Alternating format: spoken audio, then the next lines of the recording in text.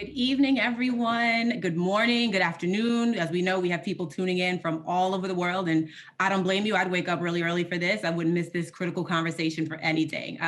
Welcome to tonight's session of the CBS Leadership Speaker Series. My name is Naomi Buie, and I'm joined by my classmate, my right-hand guy, Mr. Lonnie Wishom. We are members of the class of 2021, Go Cluster D, of Columbia Business School, and the very proud co-presidents of the Black Business Students Association. We are incredibly honored to lead this conversation with Mr. Smith. He did say I can call him Robert now. We're on that level this evening. And it is our pleasure to officially welcome you all to the Columbia community. I will say before I pass it off to Lonnie that within BBSA, we do family dinners, we do family photos, and this one we're gonna call our family reunion because if you don't know, Mr. Smith was a member, was the co-president of the BBSA when his time. So this just feels like it's coming full circle and it's a very epic moment. And so now I'll pass it off to Lonnie. Thanks so much, Naomi. And I know you shouted out Cluster D, but it would be remiss to not shout out Cluster A, A21, you know, Avengers stand up. But anyway, we're here to have a very important conversation with one of the most important alumni who we have in this prestigious university. And so in a moment, Dean McGlaris is going to share a few welcome remarks, after which we will lead Robert in conversation about his influential career, advice for business leaders, and his extraordinary philanthropic leadership, including his commitment to and impact on advancing social justice. With that, it's my pleasure to introduce Costas McGlaris, the 16th Dean, and David and Lynn Siflin, Professor of Business at Columbia Business School. All right, thank you, Naomi and Lonnie, and thank you for welcoming us and for moderating this evening's event and for your important work at the BBSA. I'm gonna keep my comments very brief, my introductory comments very brief. We're truly honored to have Robert Smith with us tonight.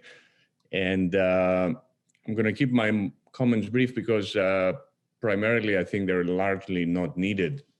Robert graduated from the business school in 1994 and currently serves as the founder, chairman, and CEO of Vista Equity Partners, which is an investment firm, a private equity firm that focuses on financing and forwarding software, data, and information technology enabled businesses. Prior to Columbia Business School, Robert worked as a chemical engineer, kindred spirit to me. I'm an electrical engineer myself. And he also spent time after CBS at Goldman Sachs in investment banking in the technology sector. Robert is a true leader in business. He's really one of the legends in the area of finance, and he pioneered within the world of private equity the entry and growth of the industry into software and the IT sector. He's one of the leading pioneers of that, and he has been doing that for the last 2 decades. In that, he's a business innovator. He's an entrepreneur, and he's actually a tremendously successful one at that. His business activities contribute tremendous economic value. Vista was looking at, have a portfolio of 70 companies. They have more than 200 million users. They employ 70,000 people worldwide. But Robert's profound impact is really also seen in his most influential and effective philanthropic activity. He's one of the most influential philanthropists and advocates of our time. His efforts have had profound impact on human rights, advancing racial justice, and we're all looking forward to hearing more about that and his commitment and plans tonight. And I'll return to that in a bit. Among the many other things that he does, Robert is a chairman of the Carnegie Hall and of the Robert F. Kennedy Human Rights. He's closer to home. We are fortunate to have Robert on our board and to be a partner in many things that we do here at the school. He has been a long time spearheaded and supporter of the school's annual Women in Business Leaders in Technology Conference. And as it was mentioned earlier on, Robert's involvement at the school started very early. During his time as student in the 90s, he was his leadership of the BBSA. This year, Robert was named as one of the Time magazine's 100 most influential people in the world. And one could ask, why is that? So for one, I'm going to mention one thing, and I'm going to end at that. Robert is after one of the most vexing and systemic problems of our society, and that is that of systemic racism and how to change the societal structure to be both more inclusive, but to also provide professional and economic opportunities to Black and Latinx communities. And importantly, he's bringing his business acumen to really gather support, provide leverage, and achieve scale in addressing that problem. And this is why I think he'll be successful in leading us in that effort. So Robert, thank you for taking the time to join us. Thank you, Dean. And Naomi and Lonnie, thank you for joining Robert and leading this conversation. I look forward to what's going to happen next. Thank you. Great, thank you. Thank you for that introduction. And thank you all, Lonnie and Naomi, for inviting me here tonight. No, thank you. It's our honor. Okay, let's jump right into it. So as Dean McGlarsh just said, the majority of attendees are familiar with who you are and your role as founder, chairman, and CEO of Vista Equity Partners, but take us back for a moment. Can you share with us more about your background in engineering and private equity and what inspired your pivot into tech investment banking and eventually the founding of Vista Equity Partners? And more, if you could add to that, what skills or experiences from your background do you still draw upon in your current work? Sure, that's a great question. Like all things, when you look back at your life, you look at some pivotal moments that change kind of who you are, the direction that you're moving in. And sometimes you make great decisions and sometimes not so great, but that's the joy of life too. My career started, I'll say, as an intern when I was 17 at Bell Laboratories. And for many of you young folks who don't know what Bell Labs is, it was actually a place where, frankly, a lot of the greatest technological inventions occurred in America. It was a part of what was at that time just one big phone company. We called it Ma Bell, but it was ultimately called AT&T. That ultimately got split up through an antitrust suit in the mid '80s. But Bell Labs had some of the, frankly, most innovative, thoughtful talent in the world of technology for decades, focused on problems mainly associated with communications. And what that internship did for me was really open my eyes to a world that we didn't see in my neighborhood. I grew up in a neighborhood in Denver, Colorado, all Black neighborhood that while it was a rich in experience and culture and who we were, we did not have a lot of, in fact, no engineers in the community. We had teachers and a dentist and some carpenters and that sort of a thing, very Pullman porters, et cetera. And so, like all things, many of us are a function of our experience and experiences. And that experience when I was 17 years old changed my life, opened my eyes to the wonder of technology and understanding, in many cases, the impact that technology is, still having in our world are things that I saw back then, like this thing we all use called a mobile phone. I saw the first one of those instances way back then, and the communications of video, real-time video was one of the dynamics that I understood and saw then. That said, wow, the world of possibility. Not to belabor that moment too long, but ultimately, as I went and matriculated with a degree in chemical engineering, and part of when I was coming through college, one of the things we were doing was actually starting to utilize computing power and utilize computing power differently than how it had been used in the past. Computing power, for the most part, was the provenance of very large companies, some universities, and and the government. And what was happening, and you all are probably all familiar with Moore's law. And what Moore's law ultimately led to was low-cost semiconductors, which led to the availability of computing power, which led to massive amounts of innovation that have occurred now globally. And as I finished my degree in chemical engineering, part of what we focused on was process controls. And when you look at controlling a process, a chemical plant, a food manufacturing plant,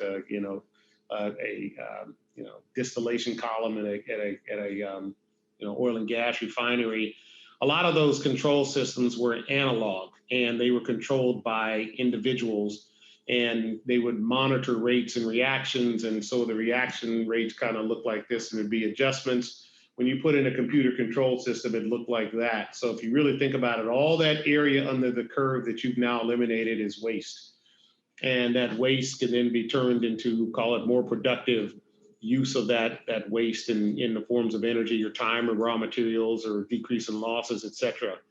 And I remember one of the first plants that I programmed led to about a 26% increase in output.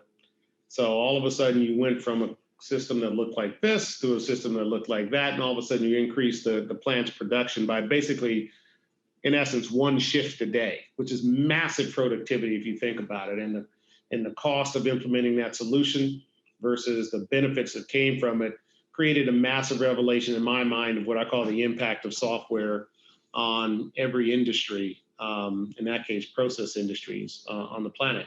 Well, that dynamic is still playing out. So here I am some 40 years later, still experiencing what people are now calling the fourth industrial revolution, where every single industry is now becoming the beneficiary of the access to this computing power. And that computing power, when combined with two other forces, the other force being connectivity, and the third force being, I call it the IoE, Internet of Everything. So devices that are actually able to tap in and take readings and communicate that to systems that can provide analysis, that then can provide some action. That is creating massive productivity globally. And kind of pre-COVID, that was what we were all focused on, was, how are we going to implement this massive productivity in a global economy. And all that has led to ultimately, to me, what was the revelation, which was, if you actually start to invest in, we were one of the first, if not the first, to do buyouts in enterprise software. Enterprise software, for many of you don't know, is business software. You can actually bring that same sort of improvement dynamic to every industry, from banking to healthcare to insurance to, sports. And so the whole conceit around Vista was, how do you bring operational improvements to software businesses that ultimately bring that sort of improvement to their customers? And even today, with our 60 plus companies, our average ROI, return on investment, for our customers and the products we sell is over 650%. Now, if you think about that, I don't know of any other investments in the world that get a 650% ROI. If you go out today and you implement, what we used to call, Six Sigma and Kaizen principles, you get a 200% ROI. If you all go out and buy a building and decide to make it energy efficient, you might get a 50 or maybe a 70% ROI. This is an order of magnitude higher than that. And so there's going to continue to be massive consumption of enterprise software globally because it is such a highly productive tool. And, our mission and goal at Vista, of course, is to evaluate and find those businesses that continue to bring that ROI into the industries in which they serve. By those companies, partner with the management teams to enable that efficiency of delivery of those products and services into that marketplace. So I know it's a bit of a long answer, but that's a narrative over the last 40 years of my life. Well, I think you did a great job of summarizing 40 years and narrowing that down. So that was pretty awesome.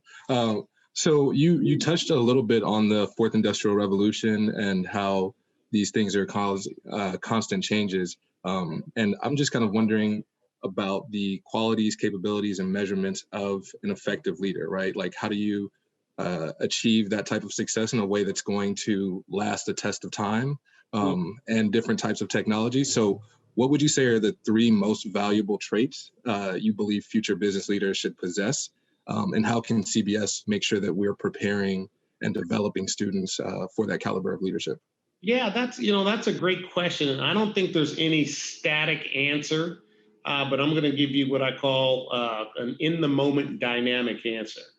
And what I mean by that is, one of the most important things is you really kind of need to know, who you are. What that means is what you're good at and what you're not good at. And it takes time to understand what you're really, really good at. And it takes awareness to understand what you're not good at, and not be fooled into thinking you're good at everything that will make you successful as a leader. And what that means is you have to develop the capacity to listen, to learn, to evolve, and to be part of a system that constantly tunes so that you can understand, what it is that you and your team need to improve upon, and frankly, what it is that you're missing in your team in order to move forward. So one of the first things is you kind of need to know yourself, that's strengths and weaknesses. Easy to say, not as easy to do every single day. So that's kind of point one. The second thing is, as a business leader, and as I'm talking about a business leader, you have to understand truly what we used to call, sustainable competitive advantage. What is that? And how do you define it? And then how do you refine it? And then, how do you make sure that it becomes a part of your culture of your business and not just the instance of a set of ideas in one or two people's minds, but the culture of the business.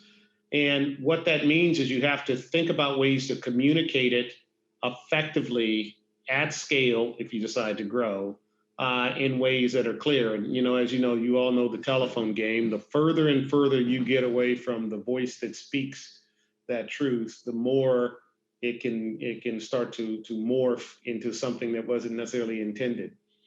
And so that's an important part. And I guess if I was going to pick a third thing, a third thing is really find people who share the vision and who can also bring their talents to the vision and not just, as you say, as my teenage son says, kind of ride somebody's wave, right? It's important to find people who can contribute to the wave and not just beyond the wave. Because, as you'll come to find out, as you all are, what I call young enough that there's a lot of the world that is new to you that you bring to the organization, where people like me, we haven't seen that part of the world. I like to think about it as, I'm still even though I've been in technology all my useful life, I'm still a digital immigrant. I mean, we didn't get introduced to technology until I was 17 years old. You all grew up with it. And so as a result of that, you see the world differently and you engage with the world differently than I do. And people, my age and generation, but as you all move into the business ranks, you have to think about what it is you uniquely bring in that construct that is value add and contributes to the wave, and not thinking, oh man, I don't know anything here, and so I can't contribute. Well, what you know is your experiences, and your experiences are very different than likely your managers and senior managers, because you just grew up with a different technological framework of how things are done and how systems interact and how people interact with those systems. So don't lose sight of that. So building out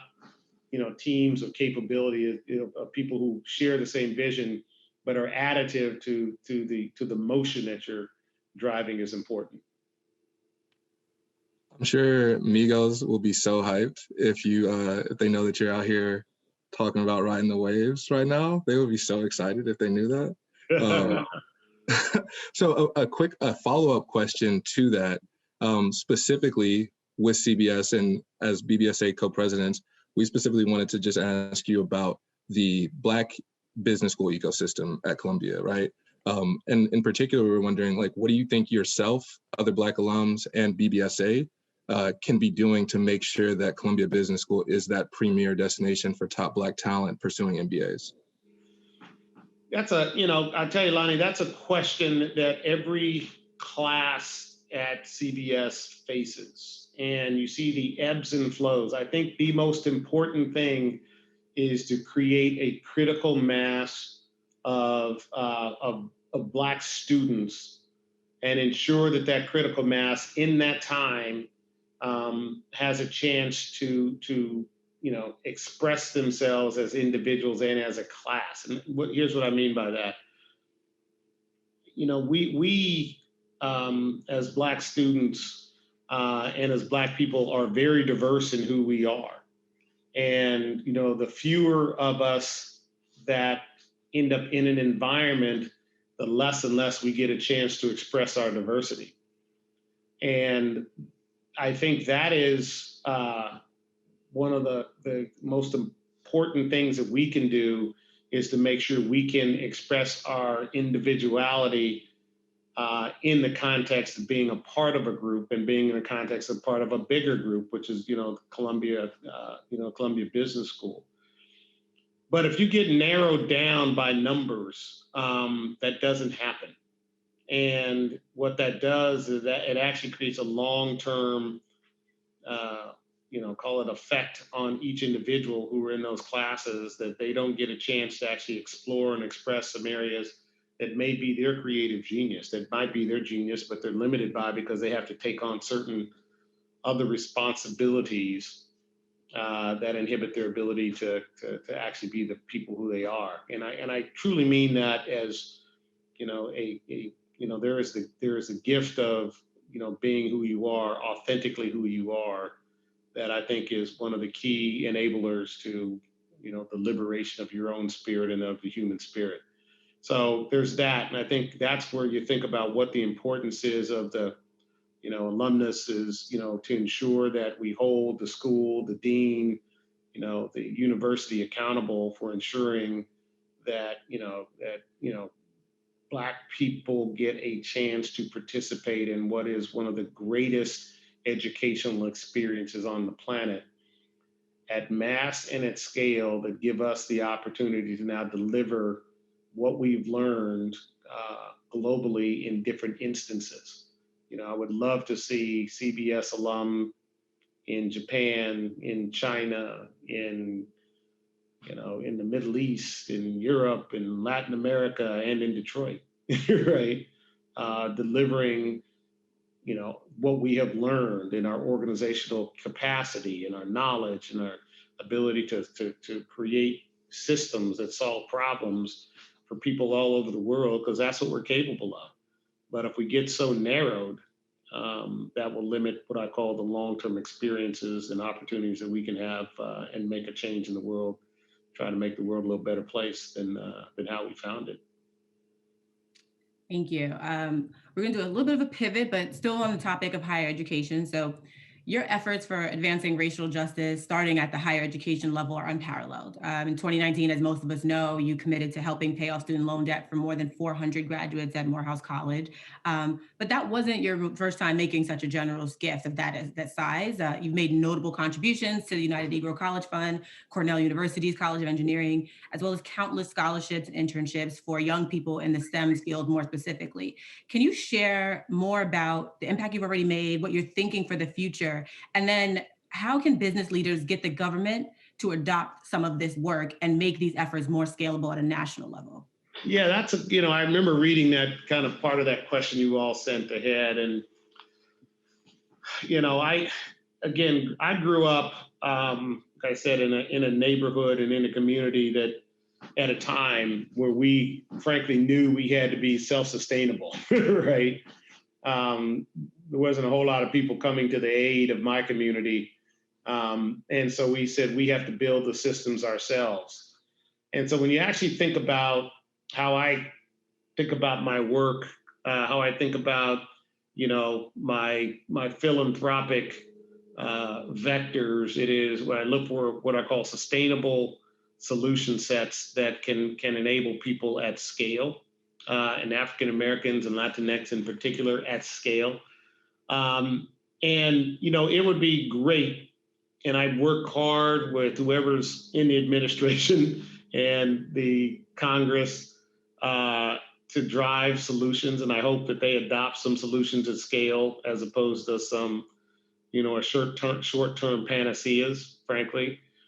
And I'll continue to work at that because, there's a couple just economic dynamics that cannot be argued. One, if there was an equalization of the wealth gap with African Americans in particular, with white Americans in over the next 10 years, that would add between $1.5 and $2 trillion of annual GDP. And you think about that, that's, 5-6% growth rate right there, that you could just get right by just creating opportunities. And you say, okay, well, what leads to those opportunities? Well, everyone knows, maybe they don't, but the biggest income equalizer has been a college education. And unfortunately, 65% of African American wealth is consumed by servicing college debt. And the vast majority of that goes back to the federal government. Yeah, I know, right? It's kind of ironic when you think about it.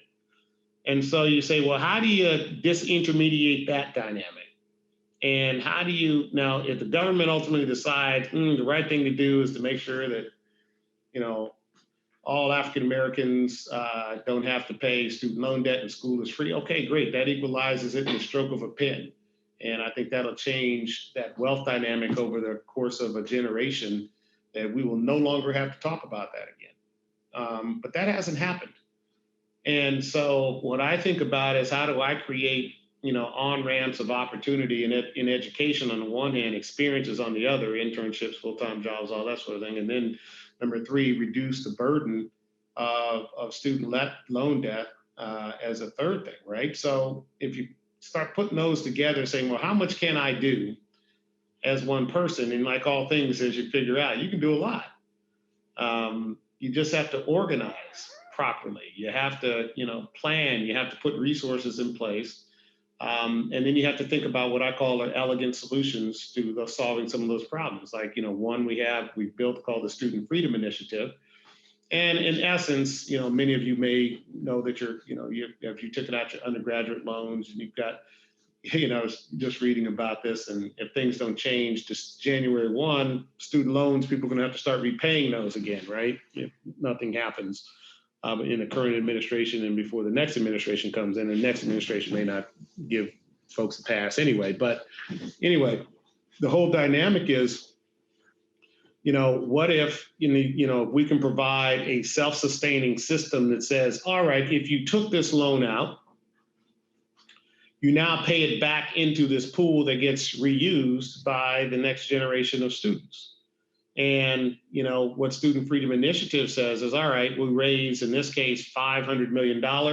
You can lever it up. And of course, it's the lowest interest rates in kind of the history of the US.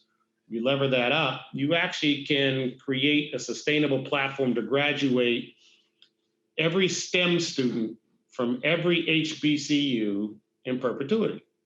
That sounds like a pretty elegant model, right?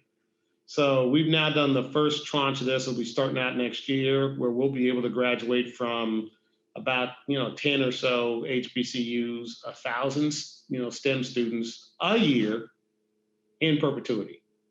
And to me, that is an elegant solution. Now, maybe one day somebody wipes all that debt free, and great, and we can go use that money to do something else. But in the meantime, what we're going to do is try to graduate en masse as many STEM students as we can, and get them into, internships and experiences, and hopefully create a whole, ecosystem of these STEM students who become entrepreneurs and inventors and working in corporations and, teachers and doctors. And that's really what the point is. That's how I really think about, my giving in that dimension.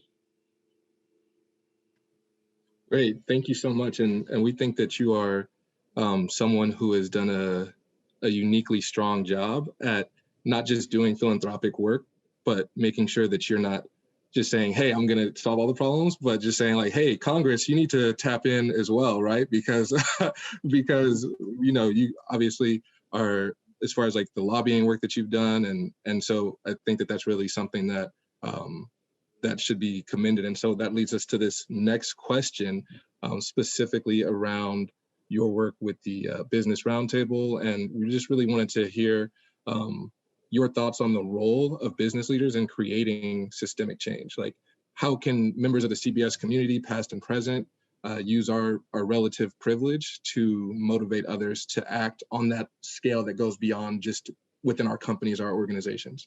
Yeah, Lonnie, the idea, and we were chatting about this before this call, of what we're going to call the CEO statesman. If you now start to think about how the world has evolved over the last 40 years or so, CEOs are now garnering, larger and larger percentages of the population that are working in the corporations that they steward. And by their stewardship and their leadership, they have a platform that can actually start to affect, call it social dynamic beyond the what was the Milton Friedman definition of the corporation, in seeking profits. We are now moving to a new business roundtable / World Economic Forum / fill in the blank, view of stakeholder capitalism, which really starts to think about all the constituencies that are engaged in and around the activities of the corporation. And, there's a stakeholder of the shareholder, there's a stakeholder of the employee, there's a stakeholder of the, community in which they operate. And oh, by the way, there's a stakeholder of the planet, right?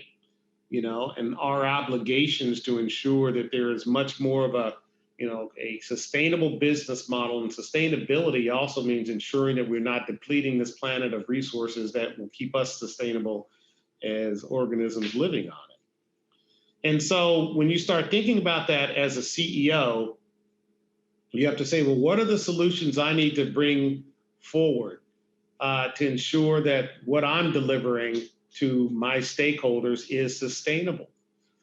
And part of what is unsustainable is racial injustice.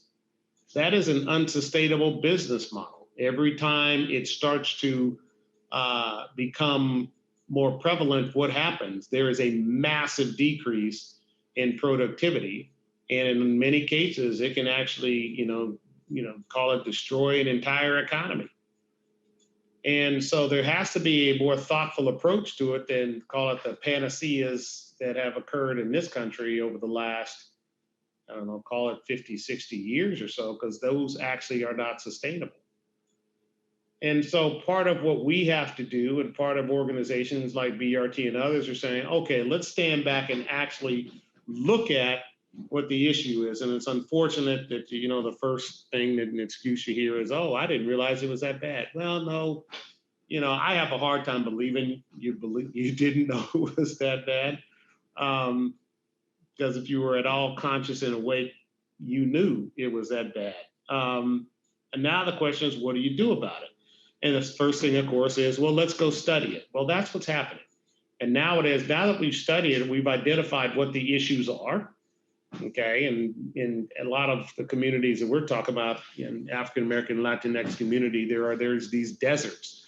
There are food deserts, there's healthcare deserts, there's broadband deserts, there's banking deserts. And now the question is, well, what do you now do about it? Well, the corporations actually have, vast amounts of resources. I'm not just talking dollars, I'm talking about organizational understanding that can solve a lot of these challenges. Just like you folks coming out of CBS are now, brilliantly trained and with organizational capacity. You start thinking about, well, how do I now go organize a dynamic to solve these problems? And how do I do it in a way that it actually is sustainable and it's not a one-time fix, but actually creates sustainable community, actions that can both be profitable for the companies that serve that community and also, frankly, I'll say the word profitable for the communities that they serve. And that's what we're driving towards. I've introduced this whole concept of the 2% solution. And you think about if every corporation, I use the word, put 2% of their earnings towards solving some systemic injustice, typically racial injustice, within 10 years, we would solve all of those problems. And here's what I mean by that. We have learned and that we know that 36% of African American communities actually don't have access to broadband. And during this time of COVID, that means 36% of our school children don't have access to broadband. Okay, and if they don't have access to broadband, what's going to happen in their learning dynamic over their next 1 or 2 years? where they don't have access to their lesson plans, they don't have access to their teachers, then that's going to create a generation potentially that is going to be behind and, you know, not as able to compete as American citizens versus other economies that may provide access to students of all socioeconomic and racial backgrounds in their countries. So if you now look at that, and we have one of our companies that now evaluate and say, okay, here's 13,000 school districts. We know every single school district. We know every single one that doesn't have broadband for X number of students. And now you go and do the back calculation and say, here's this community, it needs broadband now. You know, why don't you, Verizon, AT&T, T-Mobile, whoever it might be, provide broadband access? And so, oh, well, how do you finance it? Well, it'd be great if the federal government stepped in and did it, but that's not happening to date. Hopefully it'll happen in the HEROES Act and infrastructure bill. But there's another way. And this was, I teamed up with one of my buddies. He was actually a Columbia grad, by a guy by the name of John Utendahl, who's over at Bank of America. And he and Ann Finucane and a few others came up with an idea that says, why don't we create an equality, progress, sustainability bond? You know, you folks here at Columbia Business School understand you're borrowing at 70 basis points. They issue a $2 billion bond. Now they can take part of that money and actually deliver it into these communities to solve these problems. Okay, let's take every corporation in America, every bank in America to do that, to solve the food deserts and banking deserts, education deserts, healthcare. Guess what? You're solving these problems, doing something you otherwise already know how to do. And you're doing it in a way that's going to eliminate a systemic problem that is likely going to be the plague in this society until we solve it. And that's how I think about using what I call the CEO statesman role, is to now bring together the resources that we all have, because we're all on BRT and World Economic Forum and in these groups that are focused on business. But once we broadened out our definition to stakeholder capitalism, it creates the opportunity for us to now go really bring solutions to communities that A, need it, and B, if we solve these problems in those communities, they actually pick up the whole customer base because our GDP increases dramatically. So that's how I think about this whole idea of CEO statesmen and what we need to do as CEOs. Perfect. Thank you for those insights. We could go on and on about it. I do want to ask this last question and then leave time for a little bit of Q&A. Sure. If you can submit it. So, got to bring it on home, back to the home team. So diversity, equity, and inclusion are at the forefront of almost every conversation we're having at Columbia Business School, not just today, but I feel like it's been a long time and probably your time as well. What institutional changes would you like to see at your alma mater? And more, we talk about accountability and how important that is. So what actionable next steps can we take, and what is the role of faculty and administration, the current students, and our alumni? What roles do each of those play in it?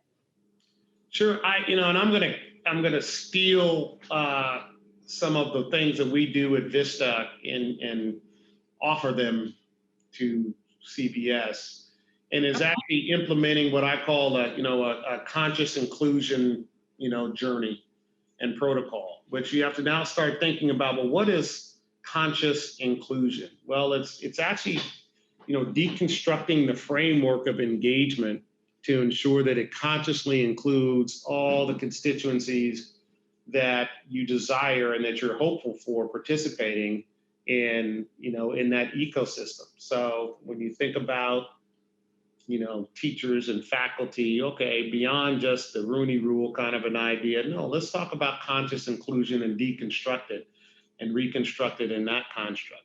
When you think about assembling, a class or assembling a section, the same sort of thing. How do you consciously do that? How do you consciously include the community in Morningside Heights in a part of the work that you all do, and the genius that you have sitting in the environment of the business school?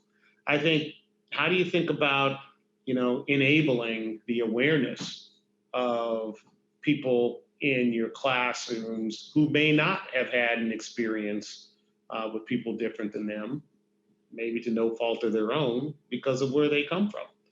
And, thinking about that as very much a conscious inclusion dynamic. I'll give you an example. We had probably one of the most powerful CXO summits this year and it was called, we had one piece called, Powering Social Change, where I had Dr. Michael Eric Dyson and Dr. Ibram Kendi and Brian Stevenson all speaking for an hour or so with 700 of my top senior executives across all of our portfolio companies.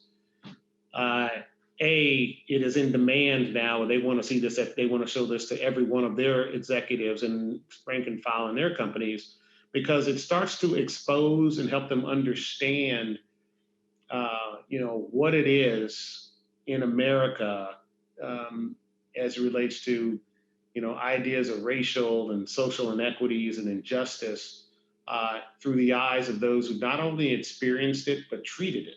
And, Dr. Kendi and his, how to be an anti-racist as opposed to I'm blind to race. I mean, completely different perspectives.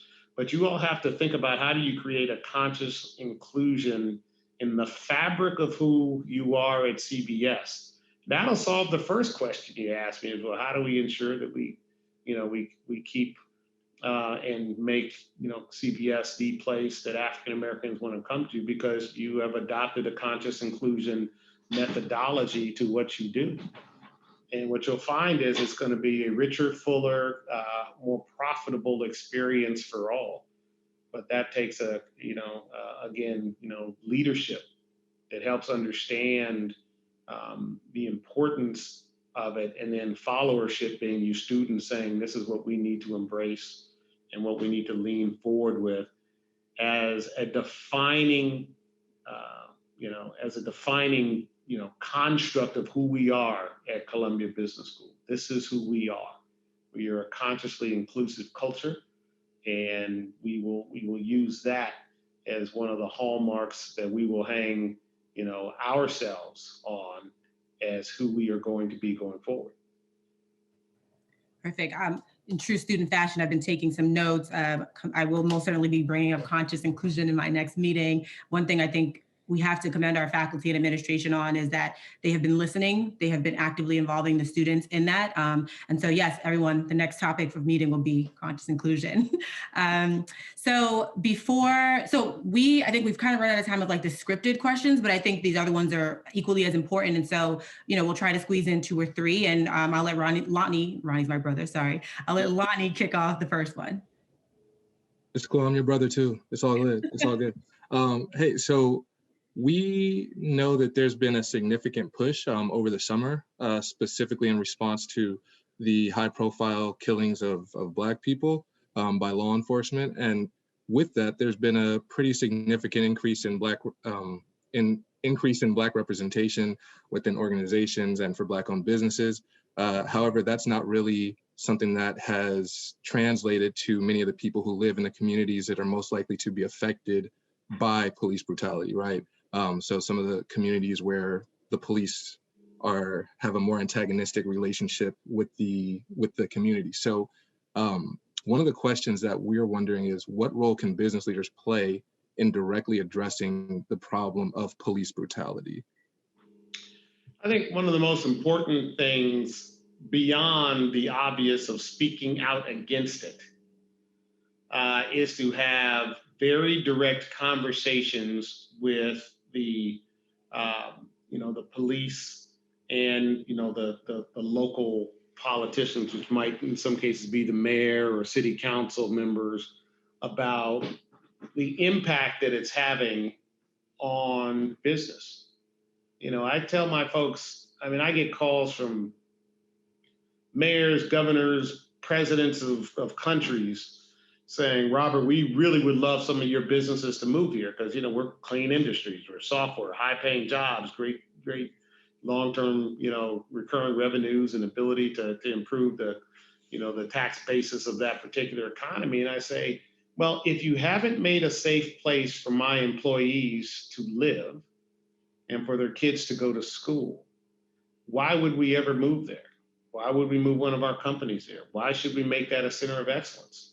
Now, I know it helps you, but doesn't help our employees. If some of my employees who have melanin in their skin aren't comfortable living in that community, why should we move any of our companies there? And you have to have those very straight up conversations. and I think that's an important thing to help them understand the economic impact of, not having safe communities. Everyone knows, there's study after study that says if you have an economically healthy community, you actually don't have crime. Okay. And you don't have to create an over-policing state because there's nothing to over-police. But if you have this division of economic opportunity, people are going to look for ways to feed their families. They're going to look for ways, and that's what creates, some of the challenges which create over-policing dynamics typically. So, I look at it and I say, there's two ways. There's a supply side and a demand side, right?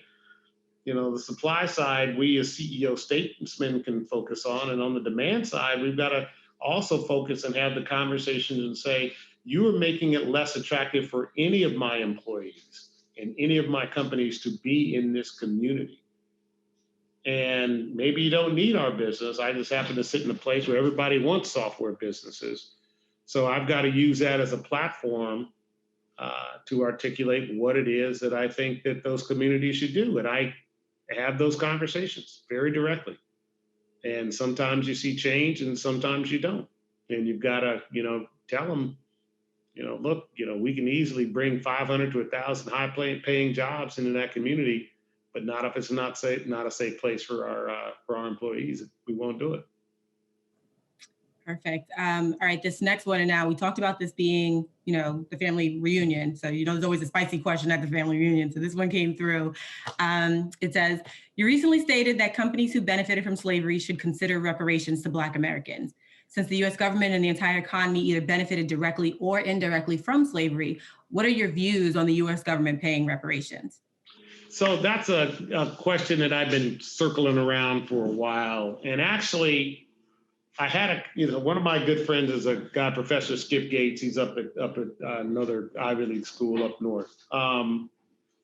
And Skip and I, like, okay, Skip, so who actually benefited from it specifically?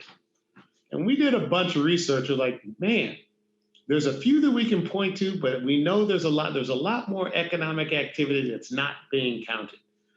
And so we're in the process of putting together a study to figure that out. How, it's a basic, for me, it's kind of a mass balance kind of question. Okay, there's a certain amount of productivity that occurred and that money went someplace and some people benefit from. Where are they? Who are they? And who's responsible? Right?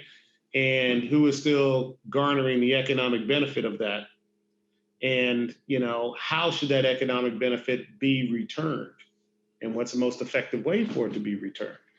There's some arguments from some of my friends like TI and others, they're going after, Lloyd's of London type companies. All right, it's, $1 million a person. Well, I don't know if that's the right number. I have no idea.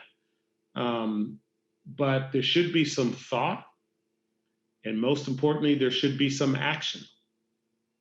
And it needs to be, done in a way that it's principled and done sooner as opposed to later, because you can study it forever and never get to an answer. But we know that there is it has created a vast difference in what I'll call the wealth dynamic for a number of people, African American in particular, in the US, Afro-Caribbean, Afro-Brazilian. I mean, there's a whole dynamic, this whole transatlantic slave trade, which is just a horrible stain on the world. Something needs to be done to give people equal opportunity today. And equal opportunity means making up for the past. I mean, it's only fair. Great. Okay, so I think we only have time for one more question. And so for this last question, we have one of our fabulous members, George Smith, who is asking, what do you read? What are you reading? What's the most moving piece you've read recently? He also wanted me to include A5 frat. All Keep right. moving onwards and upwards. Love it. Yeah. So I'll tell you, it's interesting. I got asked that question a couple of days ago. And there are 2 books that I'm recommending everyone read now, and then there's a third that I finally just got to. I think Ibram Kendi's book, which I mentioned earlier, is just absolutely spectacular. Stamps from the Beginning is the first one you should read. And then How to Be an Anti-Racist is the second. I sent that copy of that to all my executives across all our companies. And they're just spectacular.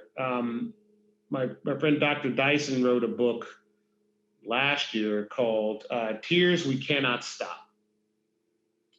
And it is one of the most moving, it is one of the most moving books that I've read in quite some time. So I'd highly recommend you all read that book. And I mean, between those 3, I think it leads to a wonderful place. Another thing I'm doing is re-engaging in some Bible study classes with some friends. And that's actually been quite enlightening as well, on a whole different level. So those are kind of the, I guess, 4 books that I recommend. Thank you so much. I would actually love to connect with you offline and talk about those Bible verses, but we'll save that for our next conversation. Yeah. So we are almost at time. We can end here, or if you want to squeeze in one last one. But I'll do one last one. That's our pressure. Sure. Let's see.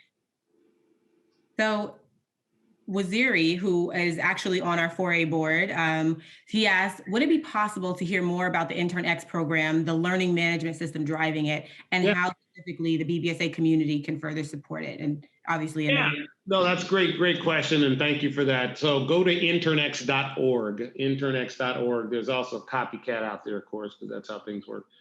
But we've got now 12,000 African-American Latinx students on this, I think 170 business partners.